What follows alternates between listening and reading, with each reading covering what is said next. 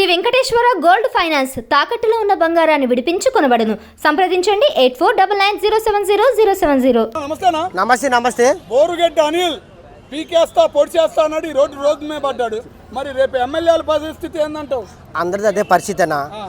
ఒకప్పుడు చంద్రబాబుని పవన్ కళ్యాణ్ని ఇష్టం వచ్చినట్టు తిట్టాడు. నాన్నకాల వాళ్ళు ఉన్నారు ఇలా ఉన్నారు. ఏమైంది ఇప్పుడు? సొంత పార్టీ అన్ని తరివేసింది.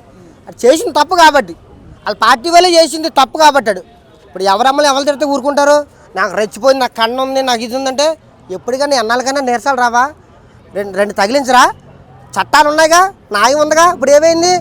ఎవరి కోసం అయితే నువ్వు పూసకొట్టు వాళ్ళే నిన్ను కాటేశారు కదా. నువ్వు ఎవరి కోసం అయితే కాళ్ళు పిసుకు వాళ్ళ కాళ్ళు తిన్నారు కదా. నువ్వు ఎప్పుడు ఎక్కడున్నావు? అరుగుల మీద కూర్చొని నాకు అన్నం పెట్టలేదు, నా పార్టీ తోసేసింది, నన్ను వీళ్ళు తోసేశారు, నన్ను వాళ్ళు తోసారు అన్నారు. తెంగరోడా, ఒకటే గుర్తుపెట్టుకో, నువ్వు చచ్చినా బతికినా ఒకే తీరులాగా ఉండేది టీడీపీ, ఓకేనా? పవన్ కళ్యాణ్ కూడా అంతే. ఒకటంటే మంచి కావాలి, ఎవడేదో చేశాడు కాదు. మొన్న ఒక టీడీపీ వాళ్ళు ఒకళ్ళు కొడుతుంటే ఏ పార్టీ కాదాడు ముఖ్యం, అన్యాయం జరిగిందా లేదా అని అన్నాడు చంద్రబాబు. ఇప్పుడు ఇవాళ నువ్వు ఏదో చేసావు, అయిపోయిందా? రేపు పొద్దున్న నెక్స్ట్ ఎమ్మెల్యే కూడా అదే జరుగుద్ది. ముందు ఉంది ముసలి పండుగ, ఏముండదు. మొన్నటిదాకా 11 సీట్లు వచ్చాయి, ఆ 11 కూడా ఉండవు. రెండే అట్టుకెళ్తాడు. ఒకటి కాలు చాపుకోవడానికి, ఒకటి కూర్చోడానికి, తెలుసా? అట్లాగే సజ్జల గారు అంటేనే జగన్ గారు.